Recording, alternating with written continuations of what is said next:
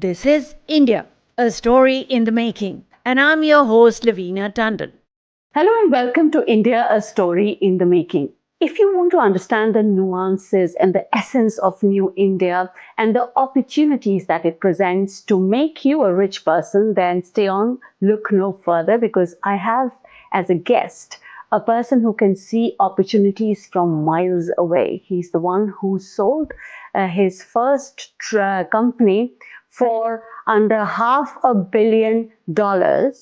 And it was a travel company that went on the internet. It hit the Nasdaq and also was the first on the London Stock Exchange. He then, after selling this, turned to become to politics and became a member of parliament in the European Parliament, MEP, and took charge of the India desk. And cut to now, he is running an energy company in Romania.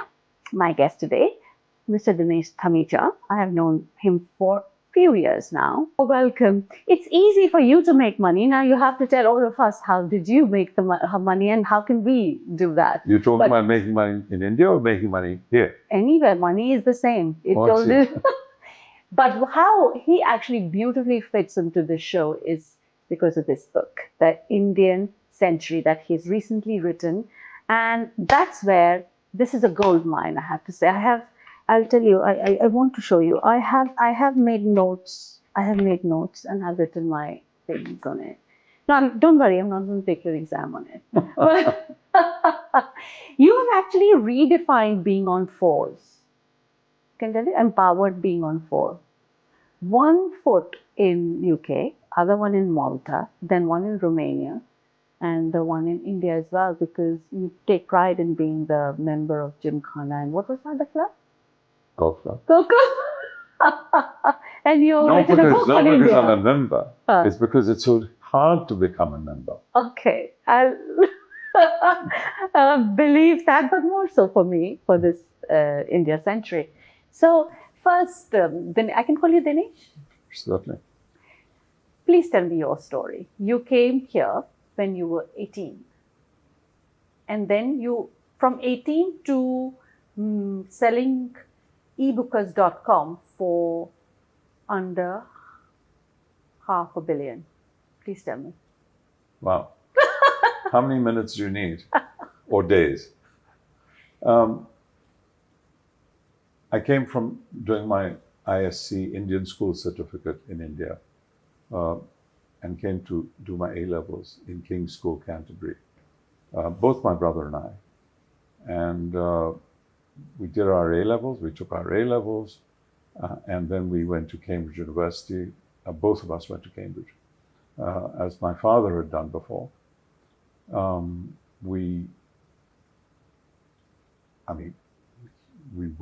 I worked for a few companies, short stints, including IBM. And then I started my own business. Because I worked out that if you worked for yourself, you could be self-employed. And thus you didn't have to pay 40% tax, which was the lowest tax bracket in those days. The Labour government was in. And 10% national insurance, which made it 50%.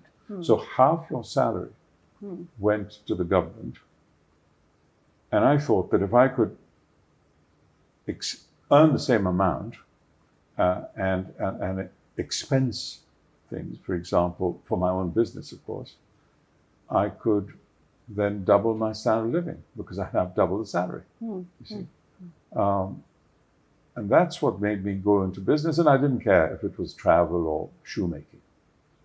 So, and are we talking about which one? 1978, if I remember. I'm talking about 1979, 1980.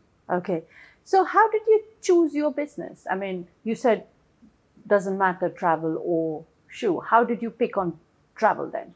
Well, someone came along and said, what about a travel business? And here's a premises, and you can have this. And it was in Earl's Court Tube Station. It was like a shoebox, you know, and so, but about three of us could fit in. And so we said, why not? So at this point... And by the way, as my father was a diplomat, I had traveled, I was born in Australia, and I traveled all around the world. I was a travel agent from the beginning, since I was born. So, you were married at that time. I was married. Yeah, I got married in 77. You had children? One. One. And So- one on the way. Wow. So one child, one on the way, left the job, a good job, I would assume, at IBM. Oh, IBM is a good job. Yeah. Period. And period. Huh. And started your own. Yes. Did you worry about the risk that it involves? You always worry about risk, but when you've got two kids, or one on the way, one there, you need to earn a bit more money. And in those days, there was the miners' strikes, and there was rubbish lying on every street corner because everyone was striking. And we needed money to exist. Short of robbing a bank, I had to start my own business. But then that is doing away with your... So I'm looking at from the point of view of people who worry that if you don't have a job, how would you make your month? You have to... You're paying rent. Yeah. So what did you start with and how much did you start with?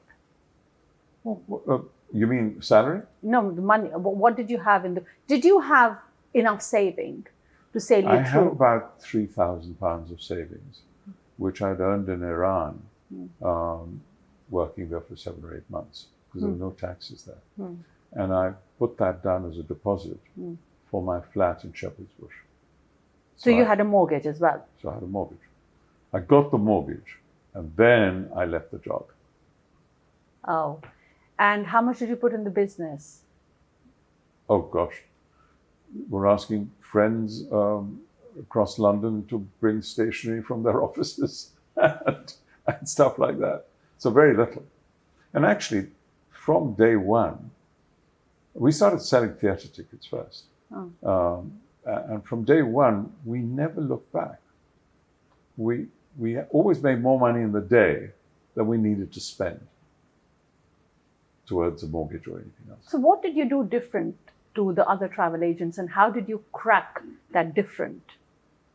Just working hard 7 days a week and hoping that people would come in. For example, we didn't know much about travel, although we traveled quite a lot. So people used to come to us and say, please, can you tell me what the price of a ticket to Sydney is? Because that was kangaroo land at that time, Earl's Court. And we would look up the book and give the full fare, which was like £2,000 or whatever it was, And airlines were selling to travel agents, to the real travel agents, cut price bucket shop tickets, discounted tickets. So same seat, same everything. So we found out who to approach, how to approach. Over time, we got to get all the contacts with the airlines and got the prices of, the cheaper prices of tickets. So was it as simple as saying, okay, someone has given me this? Because you were risking your entire life on this, pretty much leaving a job. But what life? The only life I could have had was go back to India, because my parents lived there. So that was my backstop. But I didn't want to do that because that's admitting defeat. Okay. So when you say we, who all were there in the business? Me and my wife. So you and your wife were working together. Wow. And she was also pregnant at the time. I think she just had the baby, our second son was born in April 1980. And after that, I think, she was helping out. And her parents were over helping with the kids and so on and so forth.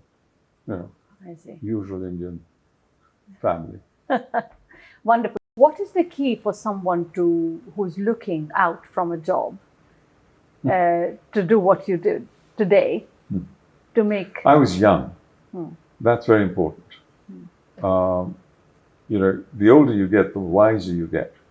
And you start seeing all the pitfalls, the non-opportunities, the things, and it's true, 1 in 5 or 1 in 10 businesses survive after 5 years. So the odds are against you. So what was the key of your success, and then when did you feel success? Luck, hard work, and skill. I'm getting to that skill. I'm trying very hard. That's the deal. No, it's luck and hard work. I mean, listen, a coolie in New Delhi railway station starts at 6 in the morning, works at 11, back-breaking. He doesn't make it. So you've got to be lucky.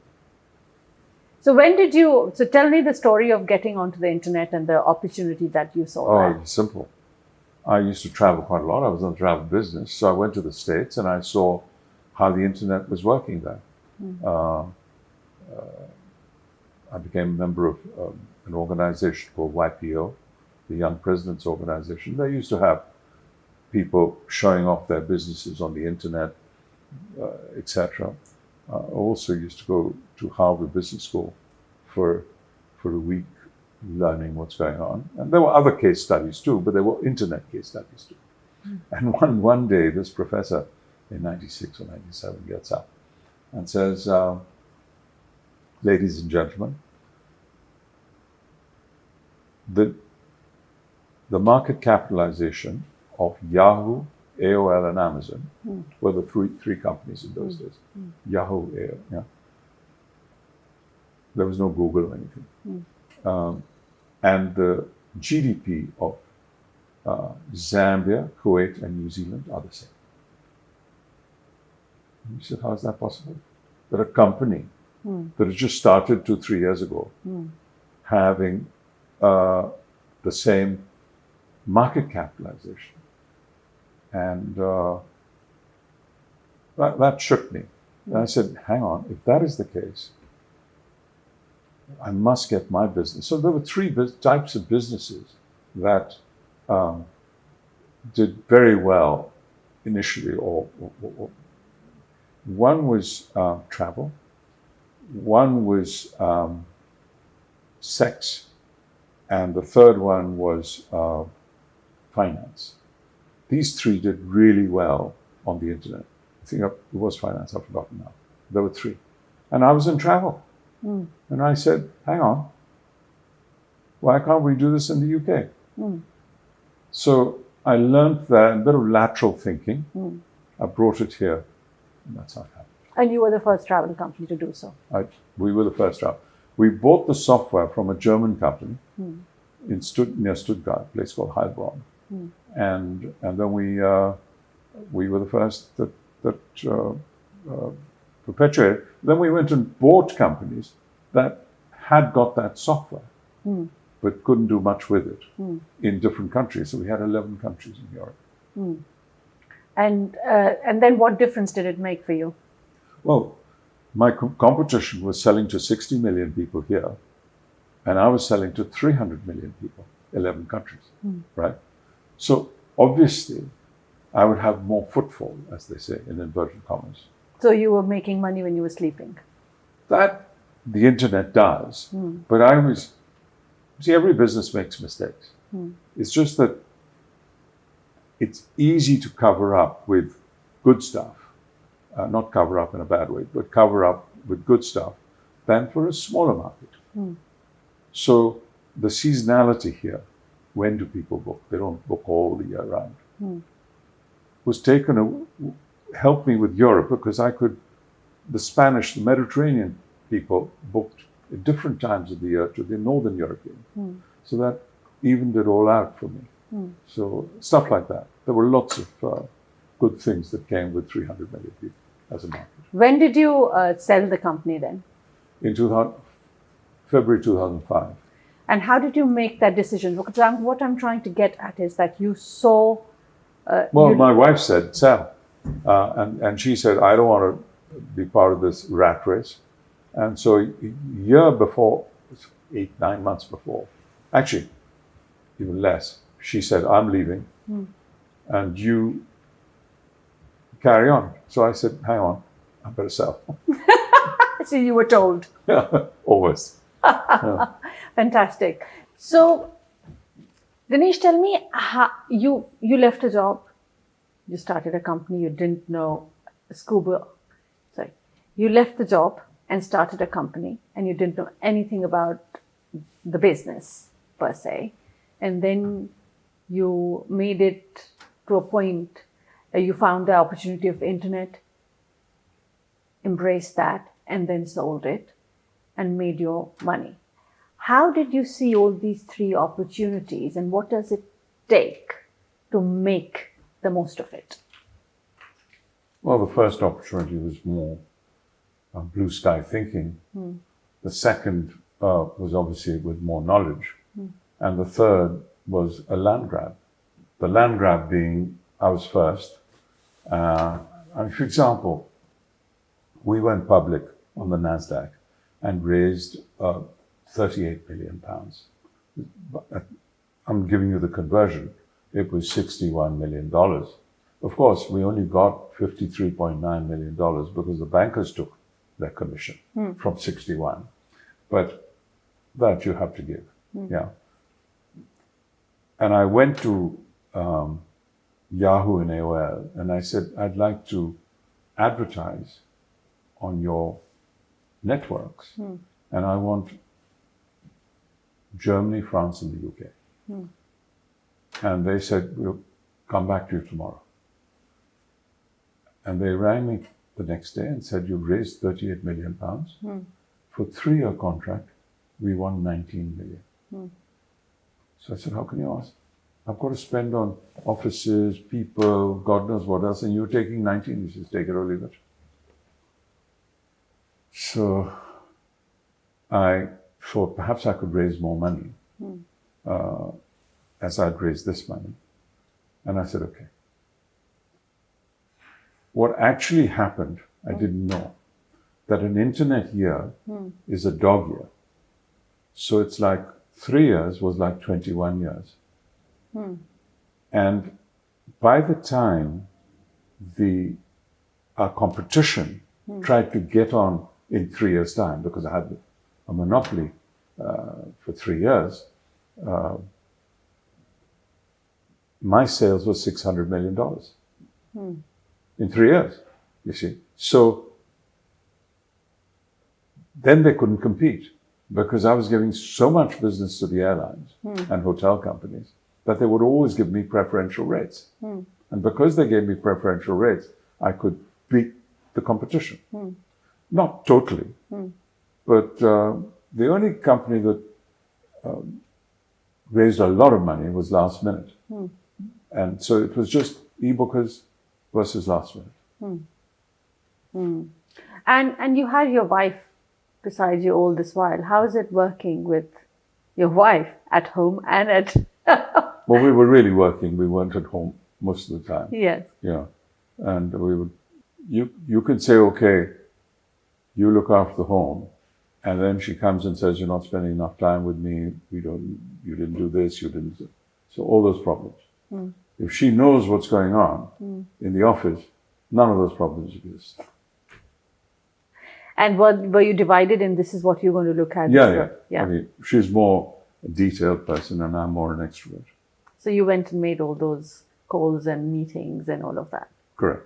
Brilliant. So after tell me the day it went on Nasdaq. I think it was the 11th of November, 1999. I think at the end of October, and we were in our roadshow, my father died. Oh. So I had to cut.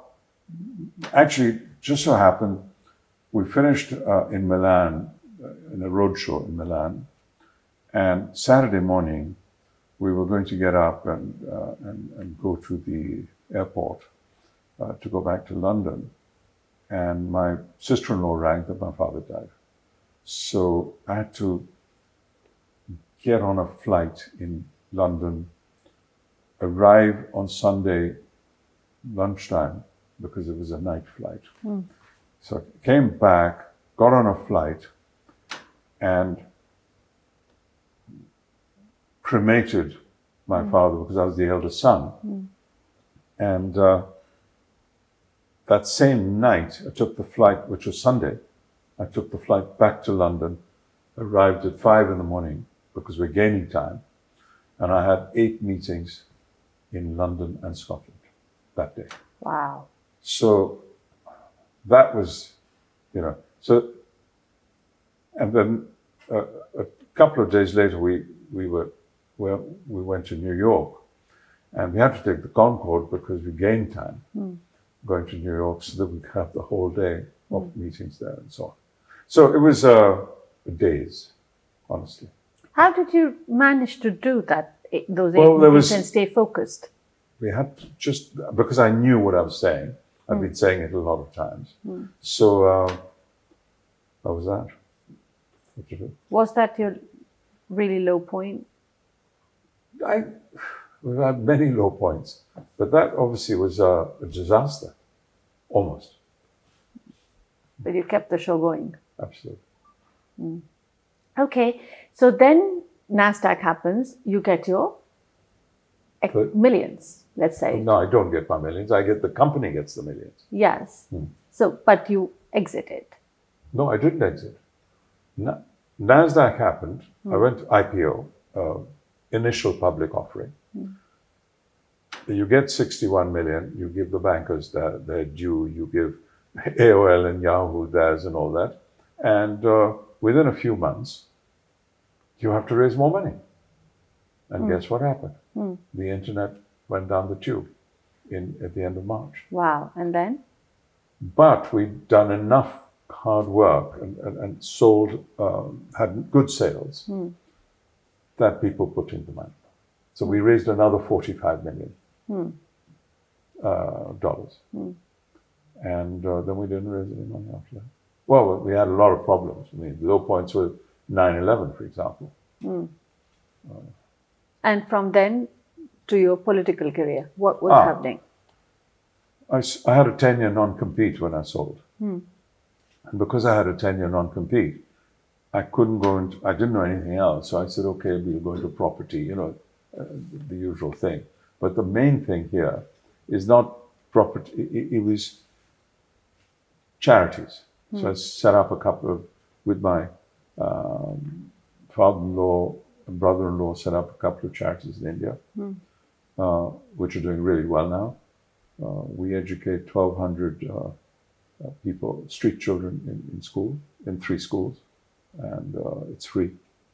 And we have 15 clinics where we give 120,000 people free medicine every year.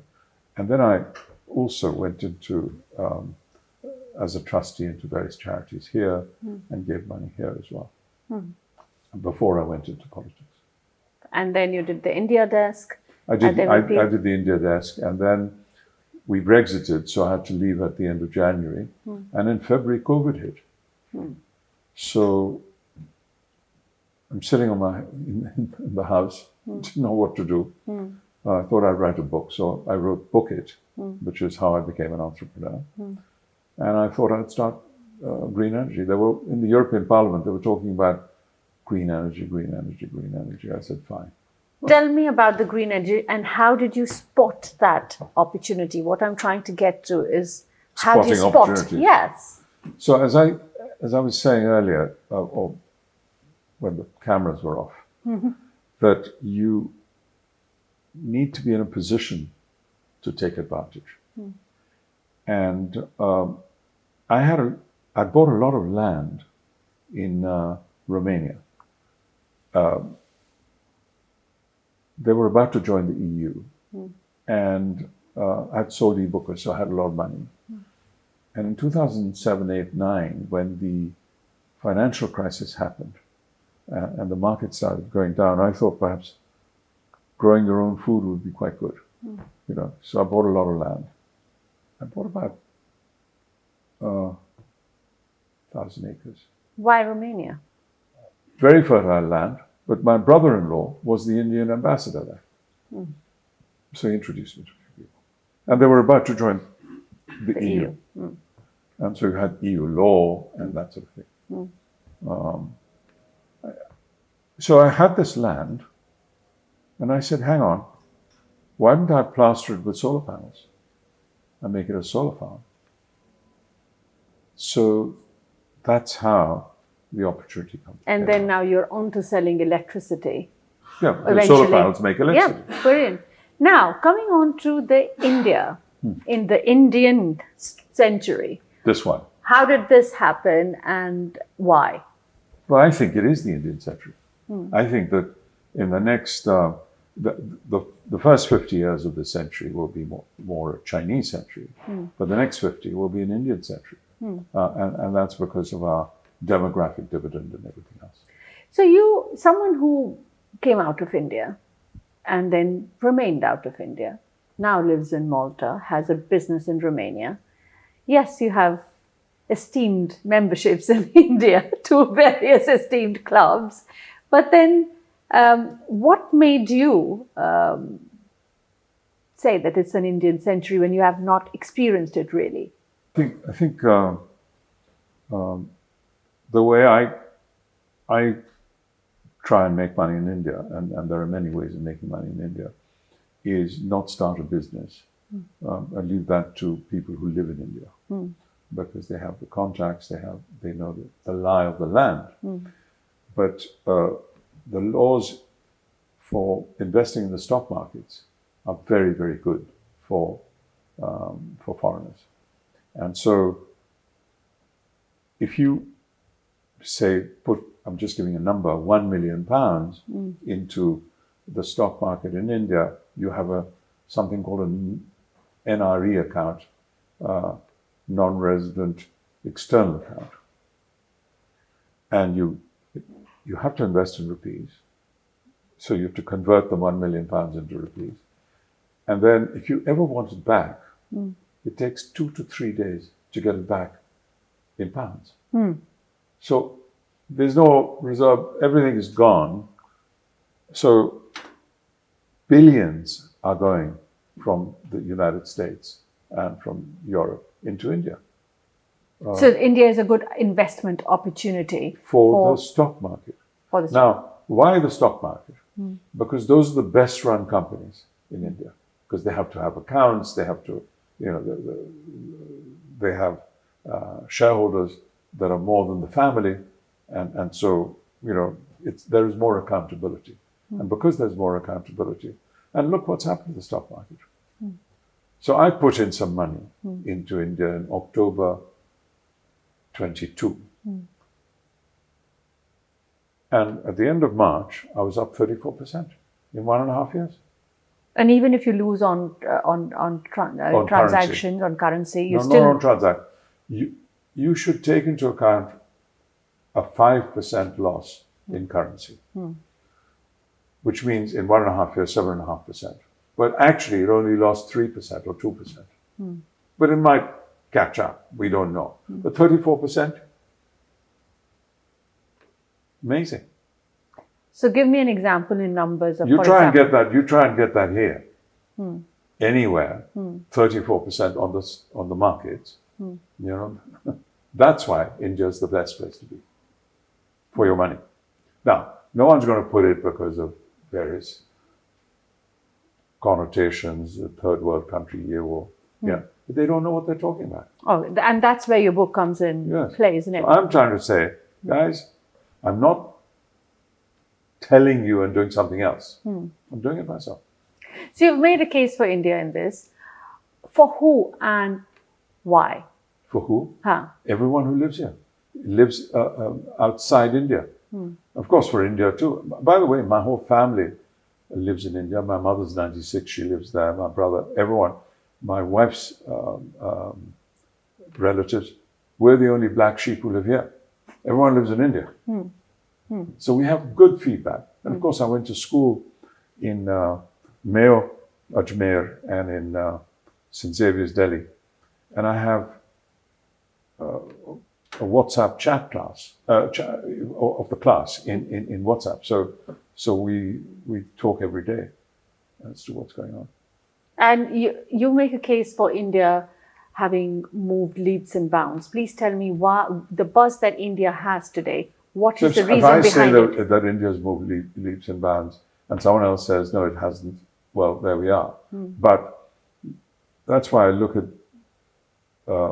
statistics. And statistics are that we were, about 10 years ago, the 9th largest economy in the world.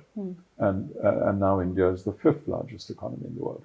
So it went from a GDP of I don't know what to 3.5 trillion.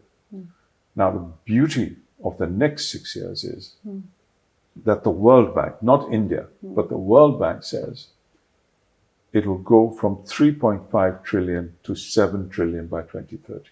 So within 6 years, it'll go double. So if you take a pin and put it in any stock, you should double your money in 6 years. Correct?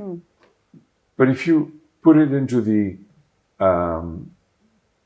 into one of the silos like infrastructure, which is being pushed, or pharma, which is being pushed, you'll double it again. You'll make 200%.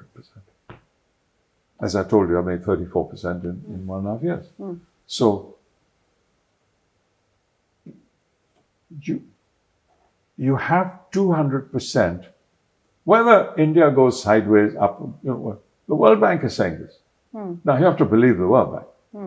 I would then say that there is, I wouldn't say black economy, but there's another economy, which is about a third. It might end up at 10 trillion by the end. So this is the time you can make a lot of money on the stock market. Don't put your money into property or anything. No, just that. Just the stock market. A lot of people would say that who are sitting on the fringe, especially when your book is speaking to the people who are living outside and making a case for them to say that India now is on confident foot and this is the time to invest in India. But there are a lot of question marks about corruption, about stability, about the politics. How do you address them? Well, there's corruption in every country. As long as you steer clear of it, you're okay. I mean, are you saying there's no corruption in the United States or in the UK? I mean, 32 billion pounds in PPP, for example. Yeah, and carry on. So I think that there's corruption, but don't start taking the narrative of the Western press on that. So what is your narrative? How would you make the case, let's say for India, to someone? I'm just saying you can make more money. You put your money here, you'll make less. You put your money there, you'll make more. Which hand do you want? Okay. And if you want to be conservative, I think you're better off in India. Because here you might lose money. There was a kind of positivity, if I can say, about India once before as well. And there is the buzz, calling it the Indian century like you have, has been far more now from Morgan Stanley, and you said World Bank, and you said all the other experts, everyone. And even before the elections are finishing, That was the politicians and civil service talking before. Now it's business talking. Right. So you can see it in the figures. What is the difference? What happened in these 10 years that was so different to the others before? Well, there was nothing happening. The red tape was there, corruption was there, everything was there. Even now, there's still cases taking 20 years in courts. There are not enough judges. The collegium system is and is not working. It is, justice delayed is justice denied. So there's a lot of things that India has to do. It's not the paragon of virtue. What are the challenges and what are the... Because you have written... The legal system, to start with. The 300 or 400 million people who don't have running water and electricity. So if you were to say in 3 points or whatever you want, I'm saying 3, what is working for India as of now and what is it that are the challenges and what are the 3 solutions you see? What's working for India is that we have more fairness and entrepreneurship is allowed to take off. We have, I mean, in a sense, Mr. Modi is lucky that he's been here at this time, but also his policies have not been bad. I think socialism means giving more people a lot, curbs entrepreneurism. And entrepreneurism is what creates jobs. You've got a lot of money, then you should be socialist. But that's my view. I might be totally wrong. So how do you, I said 3-3-3. So your challenges and your solutions, what is it that India needs to do to keep going? Keep going? Keep going the way it is. Well, I think have a single window policy, for example, for all licenses, so that you don't have to touch. If you need 13 permits, you need 13 people to talk to. Put everything online. They're doing that. No case should take more than 2 years. Why is it taking 20 years? In fact, it's in the book. My father started a case with 15 other people, and I think in the 60s, and it was a land compensation dispute with the government. Still going on. I mean, let's say it was 1970, right? It was earlier, but 70. That's 30 years of the last century, and 24 years of this century. So that's 54 years, yeah. So you're saying that the justice system needs to be ironed out, and justice needs to be rapid. Rapid. That's the one challenge That's a big challenge. I mean, there are many challenges. Of course, infrastructure. I think Mr. Nitin Gadkari is doing a great job with infrastructure. I remember Mr. Kamal Nath was there for the Congress before. I think it was him, where they were trying to get roads done. They couldn't get roads done.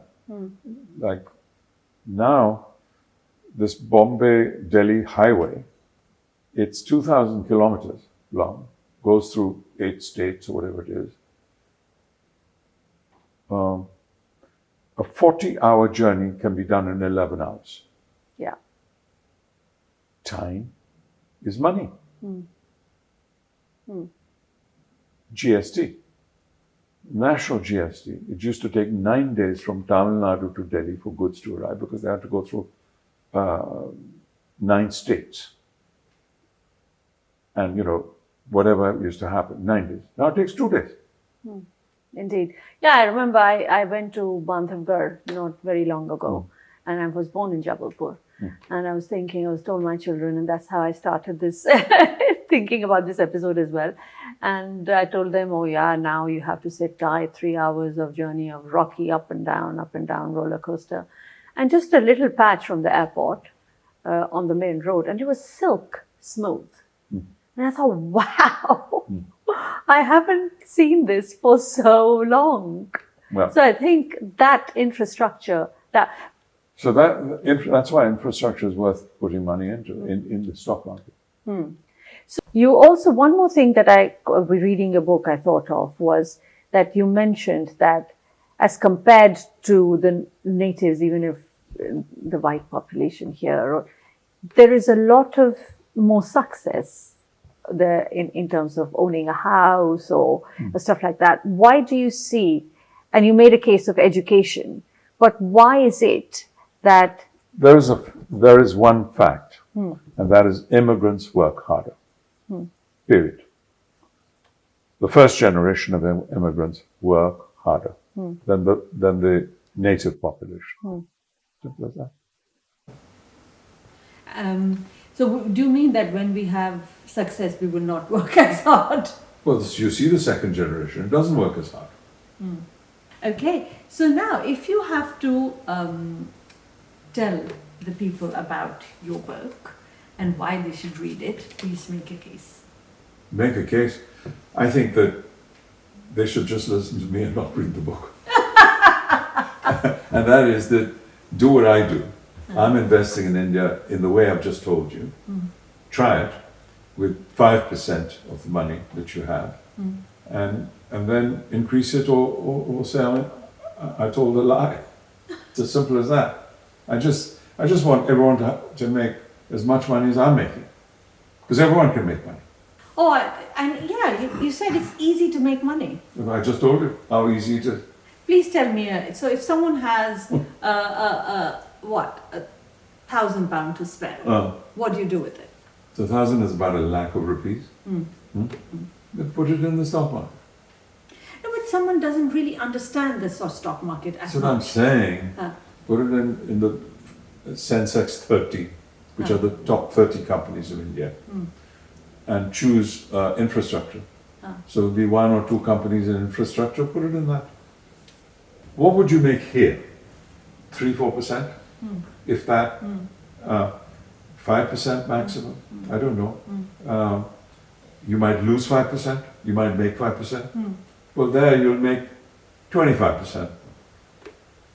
You lose 5% on currency, 20%. You still have 20% to make. And if you do a really bad job, you make 10%. You still make more. Exactly. Okay, brilliant. So on that note of giving us the hope of earning money and becoming rich and a how-to on it, we have a section called High Five India. Okay, I'm going to ask you 5 questions, rapid fire. You can give a little bit longer answer as well. And then your reward is a high five from me. Great. I hope you're Looking excited forward. about it.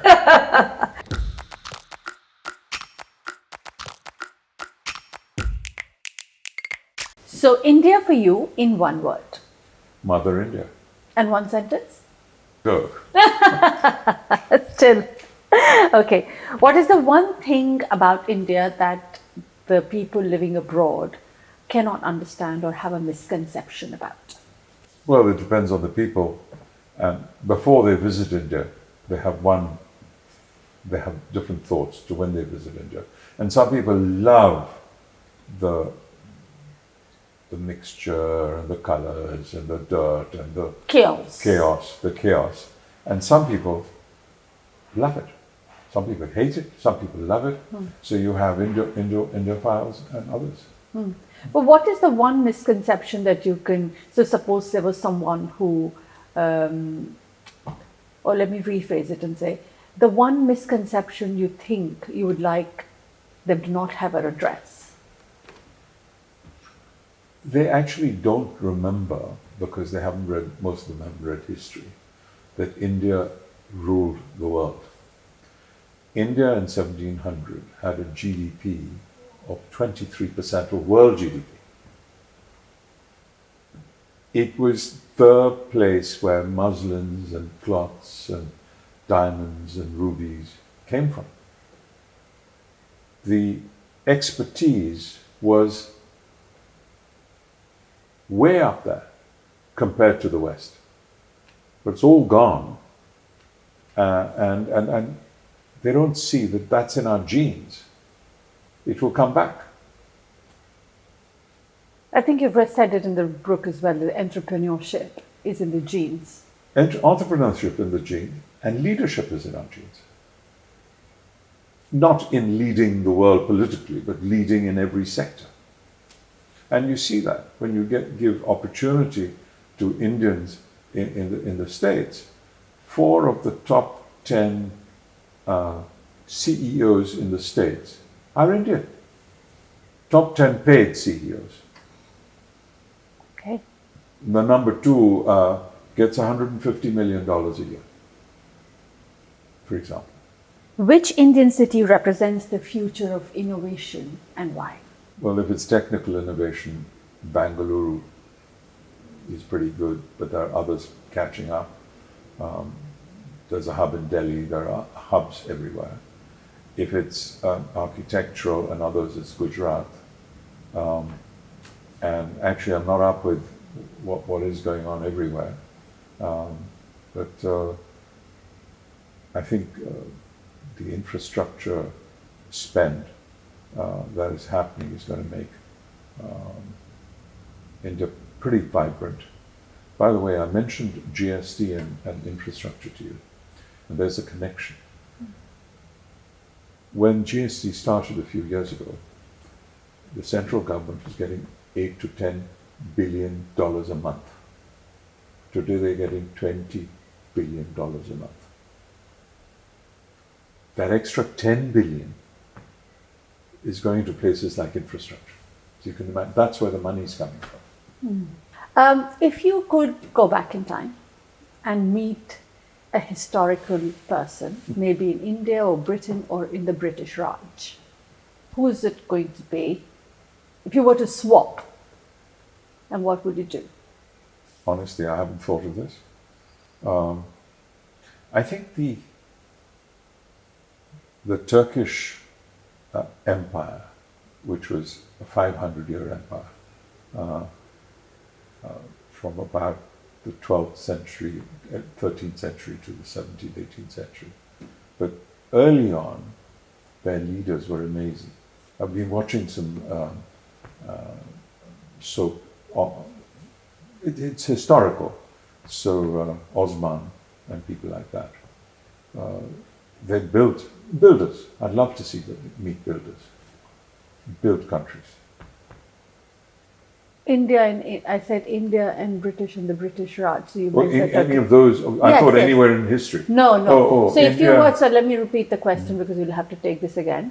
So if you were to meet or swap, you can choose places with one historical figure, either Indian or in the British Raj, who would it be and why?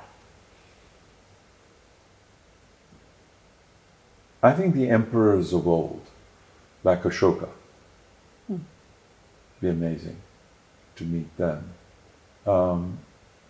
What would you ask?